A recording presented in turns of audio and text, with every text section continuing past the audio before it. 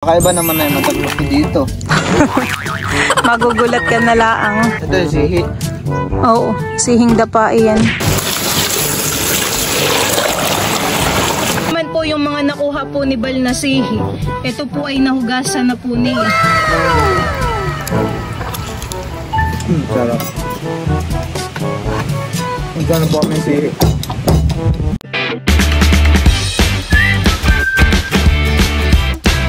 What's up mga kamilot? Welcome back sa aking channel. Sa today's vlog po ay pupunta po ako ngayon ng fish pond. At bali mamaya po ay kami po ay mangunguha po ng sihi. At ako po ay nandito na po sa palaisdaan. At bali ako po muna ay mamumulot po ng pilaway. At kapag po ganitong umaga ay marami pong laglag. Yan, meron na po agad akong nakita. Pwede po isa. Tapos ay meron pa po dito dalawa. Ako po ay nagtitingin-tingin lang dito sa lupa. Nakikakonti na ngayon ng laglag. Nasaan pa kaya?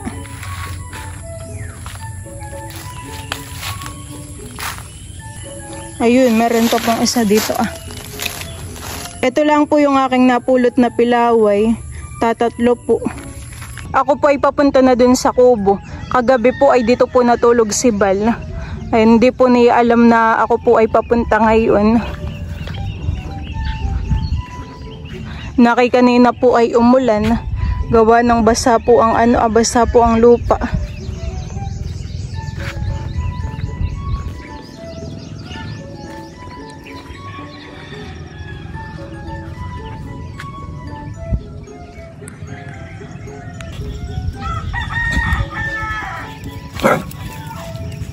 Si Bal po ay magsasaing.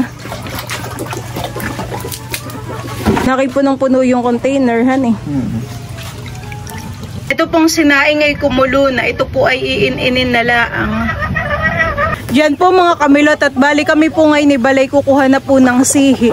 Kami po ay dito lang kukuha ng sihi sa loob po ng palaisdaan. Doon po sa gilid. Yung mga sihi po ay by dilaang Ayan po At saka po meron din dito Yan po, bali luluso na tayo. Ililis mo yung iyong short. Baka biglang mabasa. Marunong ka bagang manguha ng sihi? Hindi. Yan, kakapain mo. Kanini meron di yan Kakapain sa ilalim? Sa lupa. Ini marami din sa tabi. Parang wala ka pang nakukuha kahit isa. Meron na.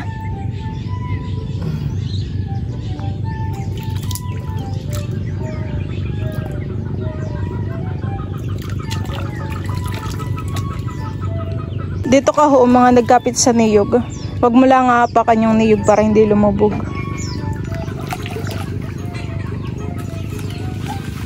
Ito yung mga nandito. Kaso parang yung marami yan ay umang. Hindi, tingnan mo, hindi yan umang. Kuhain mo na't lulubog na yan. Hindi yan umang. Wow, yan ay maganda sihing dapa. Bayan mo, mga nagkapit sa niyog. Yan. Umang ito. Hindi yan umang, yan ay may laman. Kala ko yung mga ito? Ito umang.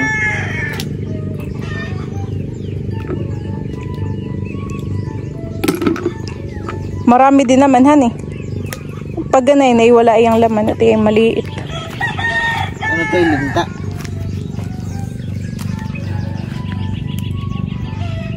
Diyan nga lang ay maraming ahas dito. Mga nagkapit ay lalakihan Malalaki po yung mga sihi. Kala ko mga umang ito Sa tabi. Nakaka-enjoy ay bagungon. Maroon pong naligaw na isang bagungon.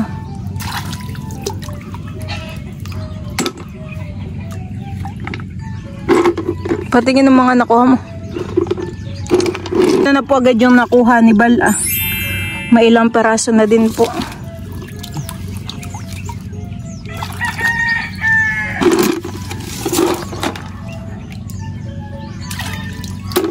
Pakaiba naman na yung matagpos ko dito. Magugulat ka na laang. Ito yung sihi. Oo, sihing dapa yan. Sihing dapa. Hoy, dami dun ahan eh, sa niyog. Bali, ayan lang po yung mga sihi. Dikit-dikit sila. Ayan po, pati yung mga doon po, dikit-dikit lang. At yung puno po dito ng niyog ay meron na pong bunga. Ayan po ah. Anong lasa na ito? Mapait? Medyo may bite yan, hindi katulad ng mga sihing dapa. Ay pero masarap naman. Pwede rin iyang isawsaw sa suka. Damihan eh.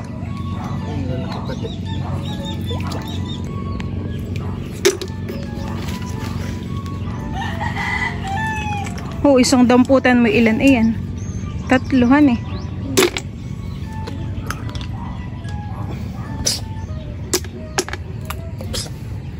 Madami na. Tingin.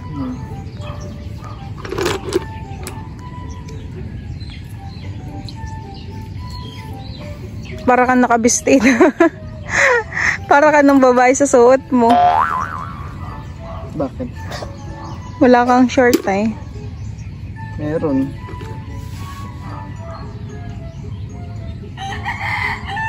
Ako. Sa amin, pag gumaring kami kumukuha ng suso, pinapalipas muna namin ng isang araw bago lutuin. Para matanggal yung kinainhan eh. Para matanggal yung kinain. Ayun sa amin na may ganayon din, ay pwede namang lutuin na rin ngayon. Para matanggal yung mga lumot-lumot. Kaya mga buhangin. Masarap na yun ay ginatan.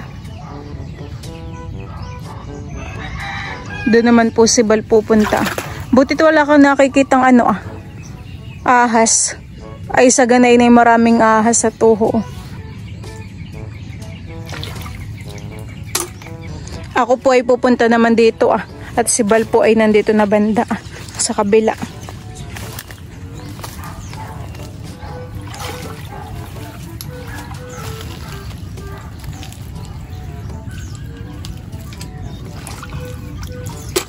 Aray ko. Ako po ay hindi makalusong at masakit po yung aking atong paa. Aray, aray. Sakit. Naantak. Malaki.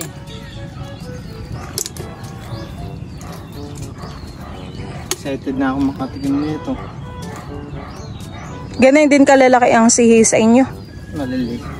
Hindi naman walang pabilog sihi. O ganay ang pahaba? Walang sihi. Ang namin suso. Ano yun? Bilog? Suso. Hindi mo namang suso.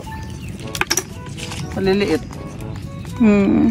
Parang siguro mga ganito kaliliit. Mga ganito kaliit? May laman pa yung ganayan? Oo. Patingin. Catch. Ganito kaliliit na yung suso. Tapos paglulutuin namin, pinuputol namin yung dulo. Tapos isip-sipin. May laman pa palang ganyan kaliit. Doon daw po kalaba. Doon daw po kalaba. Ganito daw po kaliliit yung suso. Parang wala namang laman ng ganito. Meron. Marami na yata yan. Okay na din yan. Okay na ito. Huwag tayo na may dadalawang kakain. Diyan ako dadaan. Sige, ikaw. Dami. Saglit lang ay may pang-ulam na han eh. Aka na, patingin. Ho! Ito na po agad yung mga nakuha po ni Bal na sihi. Huhugasan na rin po agad ni Bal yung kanya pong mga nakuhang sihi. Ho, dami ng mga manok han eh.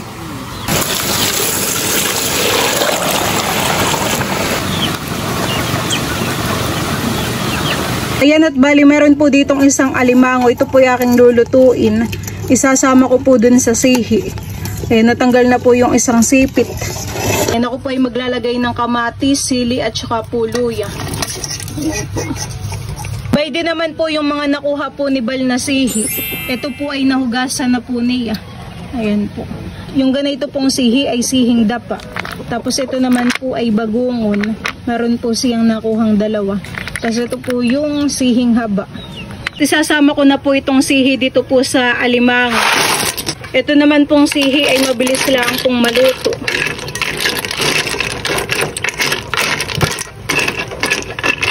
Akin lang po munang tatakpan.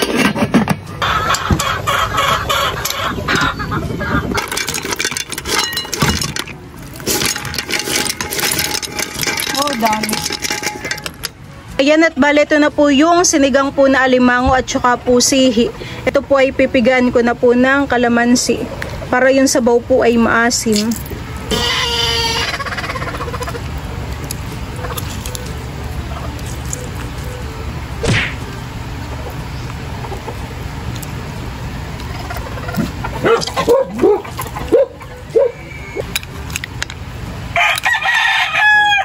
Si Papa po ay dumating. Bayan po si Bala. May dala pong tubig. Si Papa po yata ay magpapakain po ng mga isda.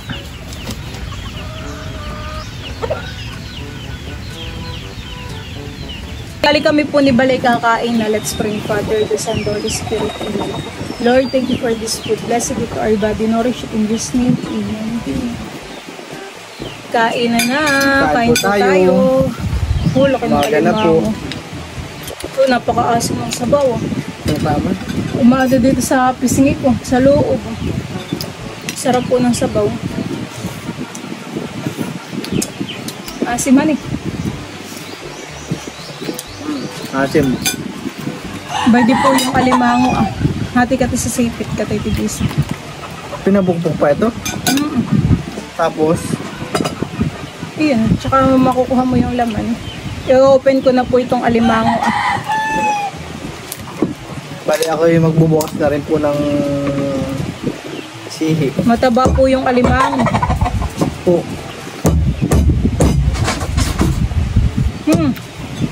Sarap.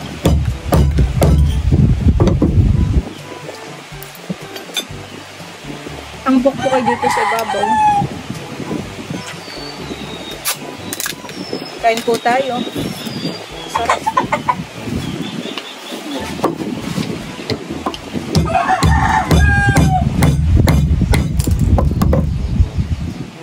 Tikman ko po itong alimango.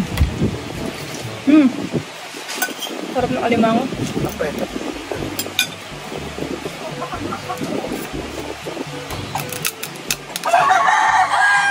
Pero matigas pala. Ay buo yung sipit.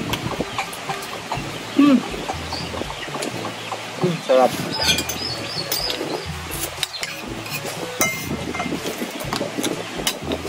Ikaw, Papa.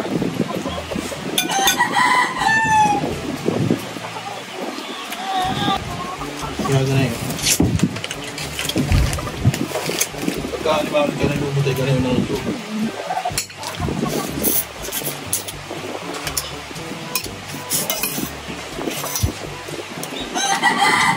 Sarap man eh. Taba po ng alimango.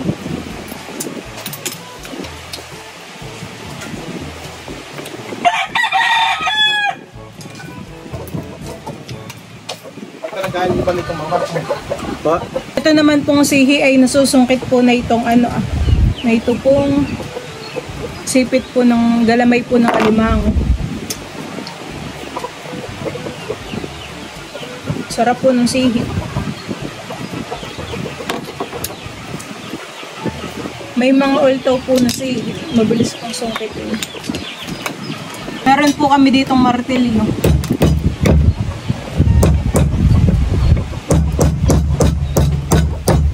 Ito pong alimango yakin ng hahatiin.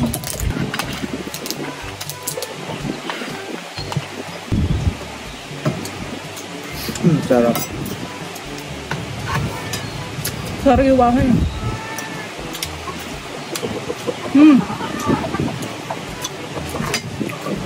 Bali, gano'n po kami si Hassel, dapat kanina pa natin na ano eh. Hassel na yun eh.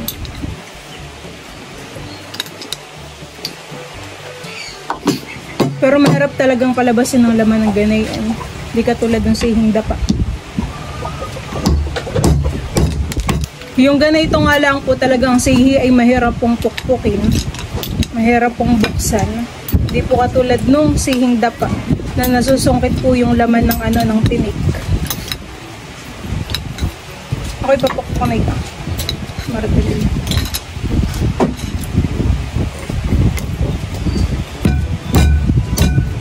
Basag agad, ano? Sayang. Sayang yung sabaw. Kaya masarap pa naman na yun. Maganda pong kumain at dito po sa aming likuran na yan po ilog.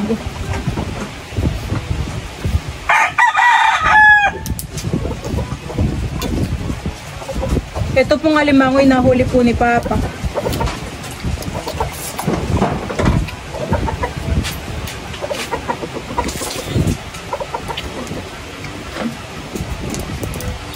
Nakay walang nadaan na bangka. Bangkang di motor. Meron din mong kamatis. Anong gamit mo motor? Umali. Ano pa pang gamit mong motor?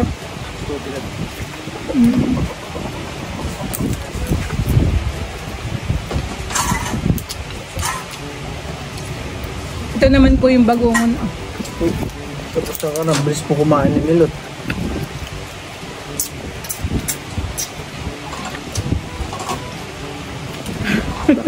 Wala.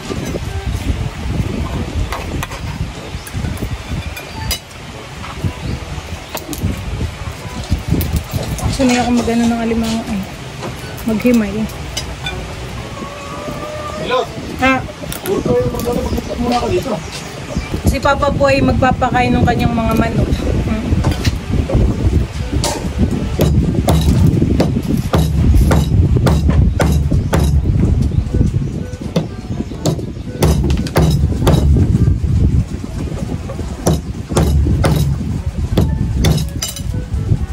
Yung ganito pong galamay, meron din pong laman.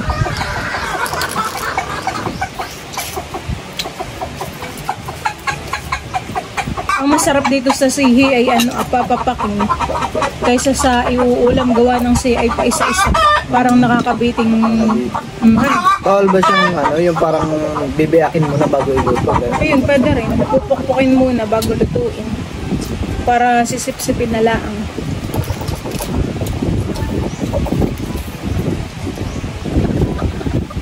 Eh, hindi ko ginanin at ako hindi marunong magpalabas ng yung sisip-sipin. Kaya dipok-pok po ang aking ginagawa.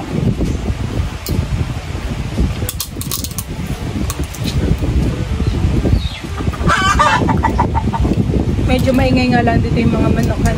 Pag sabay-sabay po silang nagtilao. At madami po ang manok ng Papa. Sarap ng alimango.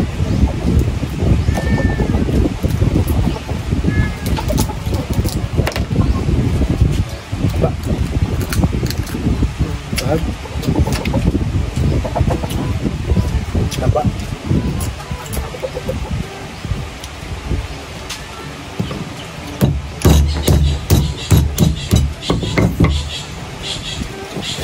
Kain po tayo ng sipit.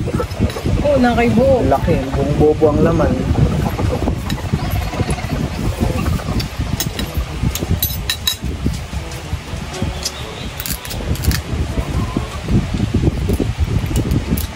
Sarap.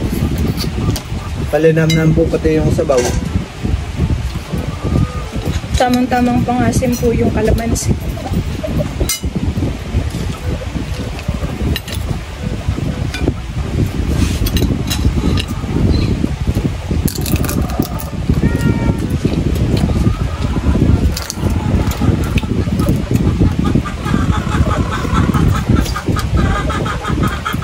Yung kilo po ng alimango sa amin ay mahal din po. Malalaki din yung mga tindagan. Malalaki din. Parang lang, may malalaki, may maliliit.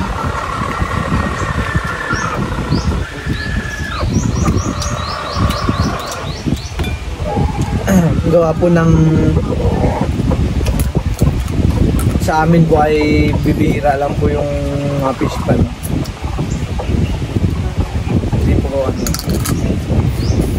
Hindi po gaano karamihan. Hindi katulad dito sa amin na may fish pan kan. Dito po pag po nagpunta sa ilog ay kabi-kabi na po ang palaisdaan. Pati sa kalapit barangay. Di lang po dito sa barangay po namin. Dito po ay kilamilot tayo, dikit-dikit ang fish pond. Kaya marami pong tindang alimango at hipon po sa sa palengke. Hindi lang pati alimango at hipon, meron din pong mga sihi, mga tapalang, bagungon, tasag, yung mga lamang lamang ilog. Okay, sige. Kilagiyak.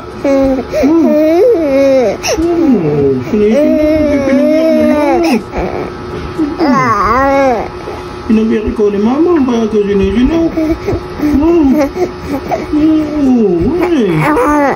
Sinisinaw ikaw. Pinagiyak ikaw ni mama. Inaantok pa ang baby namin ngayon, hindi na po. Hindi na. Gusto na lang maglaro. Ay, sus. Gusto na lang pala maglaro na yan, ay. Sabi mo hello po.